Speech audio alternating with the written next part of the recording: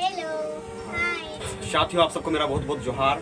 देखिए, आपके सामने हमारे सामने हमारी घर की प्यारी बच्ची शिक्षा गुप्ता आपके सामने आई हुई है। इनके मन में बहुत सारे प्रश्न थे, पता नहीं ये मुझसे बार बार पूछ रही थी, तो मैंने सोचा कि क्यों ना उस प्रश्न को मैं आपके सामने सोशल मीडिया के माध्यम से तमाम लोगों तक पहुंचाने का प्रयास करूंगा।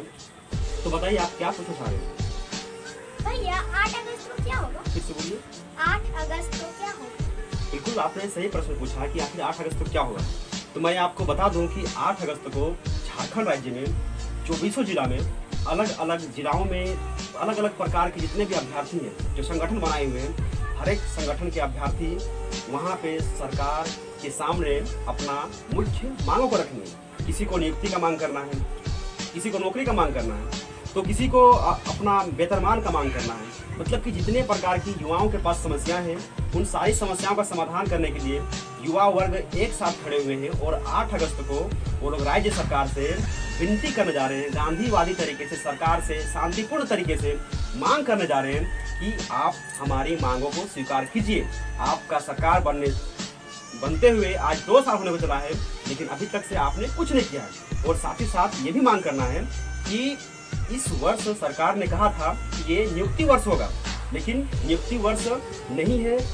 लगभग साल का 8 महीना बीत चुका है, लेकिन अभी तक से सरकार ने कोई नियुक्ति नहीं दी है। इसीलिए युवा वर्ग आज आक्रोशित हुआ है और शांतिपूर्ण तरीके से अलग अलग जिला में धरना प्रदर्शन करने वाले हैं। क्या सरकार आपकी मांग पूरी करेगी? बिल्कुल, सरकार को पूरी करनी पड़ेगी, क्योंकि सरकार युवाओं से बनती है। हम जितने भी युवा हैं, हम युवाओं से सरकार बनती है। और आज युवा जब एक साथ एक मंच पे आए हैं, आज सारे युवा यही चाहते हैं कि सरकार हमारी मांग को मांग ले। आखिर अगर सरकार हमारी मांग को नहीं मांगती तो हम सरकार को क्यों बनाए थे? इस सरकार को बनाने का एक ही उद्देश्य था कि जो युवा वर्ग बेरोजगार पड़ा हुआ है, उस बेरोजगारी को दूर करना। लेकिन सरकार अभी तक से बेरोजगारी को दूर करने में असफल रही है। केवल आश्वासन पे आश्वासन दे रही है, वादे पे वादे कर रही है। एक झूठ को छुपाने के लिए सरकार फिर से दूसरा झूठ बोल दे रही है। सरकार हमारी मांग को पूरा करेगी, निश्चित ही पूरा करेगी, क्योंकि अगस्त क्रांति बहुत बड़े तरीके से, बहुत बड़े पैमाने पर होने जा रही है। और मुझे पता है कि इस अगस्त क्रांति से सरकार भी घबराई हुई है, प्रशासन भी हाई अलर्ट हो चुका है। इसीलिए मुझे इतना यकीन है कि सरकार इस बार हमारी बात मांग लेगी। होता है, लेकिन ऐसा क्यों होता है कि आप लोगों को हर नौकरी के लिए धरना करनी है? बहुत बड़ा सवाल आपने कहा।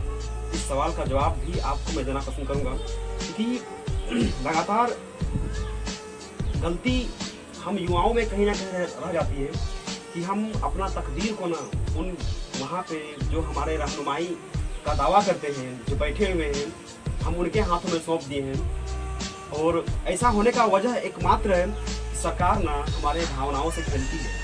हम युवा वर्ग जो है बहुत ही मुश्किल के साथ एक नया सरकार खड़ा करते हैं, चुनते हैं, इस आशा और उम्मीद के साथ कि वो सरकार हमारे लिए काम करेगी, लेकिन सरकार हमारे लिए काम नहीं करती है। और बेटा, मैं आपको एक चीज़ बताना चाहूँगा कि आज के युग में जो हो रहा है ना, कि जो छोटे छोटे बच्चे होते हैं, कल को उनका भी भविष्य तय होगा।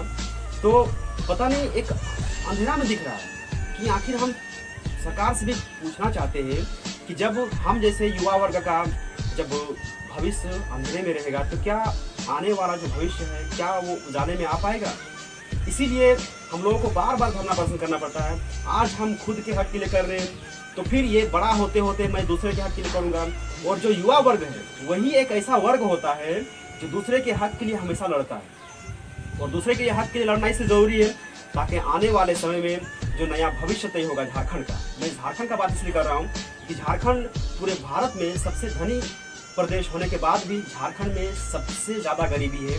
और इसीलिए हम लोग बार बार सरकार से मांग करते हैं कि इस गरीबी को दूर किया जाए। और गरीबी को दूर करने का एकमात्र कि युवा वर्ग को अवसर दे करके उन्हें रोजगार प्रदान किया जाए, ताकि झारखंड से इस गरीबी को मिटाया जा सके। तो क्या बड़े होकर मुझे भी पढ़ाई के साथ साथ लड़ाई करनी पड़ेगी? बिल्कुल बेटा, जिस तरह से झारखंड की अभी परिस्थिति बनी हुई है कि हर एक वर्ग, चाहे मैं भी जब छोड़ा था ना, तो मुझे भी बहुत खुशी मिलती थी कि बड़े होकर के इस चीज़ का तैयारी करूँगा, ये करूँगा, वो करूँगा। और मैंने भी बहुत ही खुशी के साथ पंचायत सचिव का एग्ज़ाम लिखा, एक्साइज कांस्टेबल दिया, स्पेशल ब्रांच दिया, जेपीएससी का एग्ज़ाम लिखा। लेकिन हर एक एग्ज़ाम में लिखने के बाद ना हमें लड़ना पड़ रहा है। जब एग्ज़ाम को लिखने से पहले जब हम लोगों ने ख्वाब देखा था, उस समय हम लोग भी बच्चे थे, लेकिन उसके बाद हम लोगों ने यहाँ पे सरकारें बदली। सरकार इसलिए बदले ताकि हमें पढ़ाई के साथ साथ लड़ाई ना करना पड़े, लेकिन फिर से वही वास्तु स्थिति हमारे सामने उत्पन्न हो गई है और हमें फिर से पढ़ाई के साथ साथ लड़ाई भी करना पड़ रहा है। और निश्चित ही अगर हम झारखंड में इस तरह की सरकार रही तो पढ़ाई के साथ लड़ाई करनी ही पड़ेगी। तो फिर हम ऐसी सरकार क्यों चुनते हैं?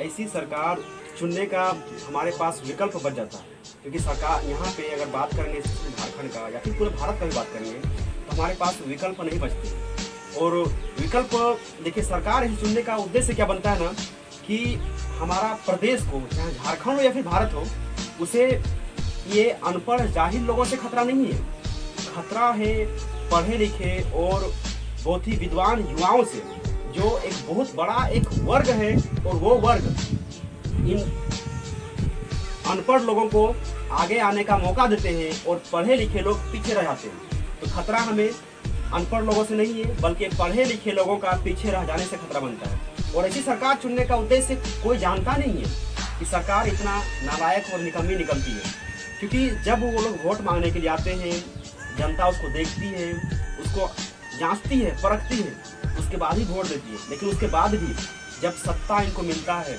तो सत्ता का धतूरा एक ऐसा नशा है ना, कि क्योंकि उनके पास पहले से ही खुद का बुद्धि रहता नहीं है, क्योंकि नेता लोग अनपढ़ रहते हैं, बहुत पढ़े लिखे रहते हैं। इस कारण से उन लोग को जो जैसा बोलता है वैसे करते हैं।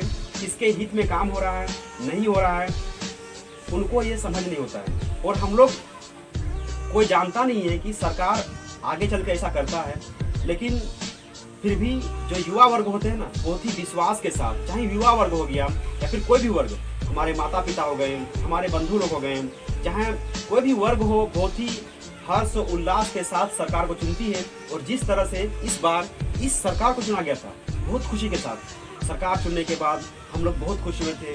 बहुत सारे इस सरकार को लाने के बाद हम लोग बहुत ज़्यादा मतलब खुशी का माहौल पूरे झारखंड राज्य में दौड़ रहा था। ये सरकार आई है, युवाओं के लिए कुछ करेगी, लेकिन ये सरकार भी युवाओं को धोखा देती है। हम लोग को लगा था शुरुआत में ये सरकार हम लोग के लिए कुछ करेगी, क्योंकि आते ही बोले थी कि 5 लाख रोजगार देंगे, तो खुशी का बात होगा ना कि वादा कर रहा है तो जरूर मानेगा।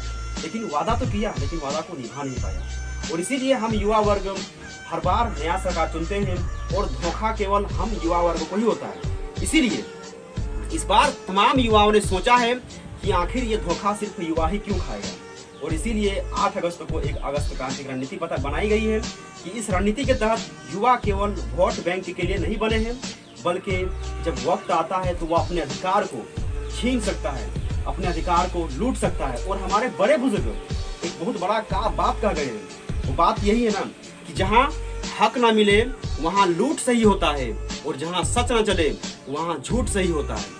और इसी के साथ मैं आपका बहुत बहुत धन्यवाद करना चाहता हूँ कि आप जैसी लड़की जो इस तरह के सपने देख रहे हैं। मैं भी आपसे एक प्रश्न पूछना चाहता हूँ कि आखिर आप बड़े होकर क्या बनना चाहते हैं?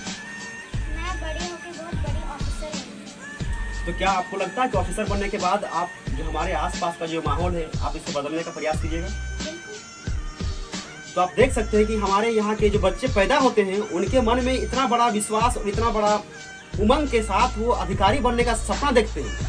लेकिन ये सरकार जो है, ये सरकार हमारे झारखंड या फिर हमारे प्रदेश के जो रहनुमा होते हैं, ये पूरी तरह से ऐसे युवाओं के आशाओं को कुचल देते हैं। इस बच्ची का क्या कसूर कि इसने इतना बड़ा ख्वाब देखा है?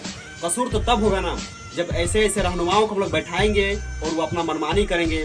सत्ता का धतूरा पीने के बाद ये न जाने किस नशे में चूर हो जाते हैं कि हम युवाओं का दर्द को समझ नहीं पाते हैं। तो दोस्तों, आपने देखा ये हमारे साथ हमारे घर की हमारी अपनी शिक्षा गुप्ता थी। तो ये बड़ी होकर के एक अधिकारी बनना चाहती हैं। आप इसे आशीर्वाद दीजिए कि इसका सामना इस तरह के सरकार से ना हो, ताकि इसका सपना खुद ब खुद पूरा हो सके। दोस्तों, आज के लिए इतना ही। आप सबका बहुत बहुत धन्यवाद, शुक्रिया। मैं आप सबसे निवेदन करता हूँ कि आप इस वीडियो को ज़्यादा से ज़्यादा शेयर कीजिए। क्या आप भी निवेदन करना चाहते हैं?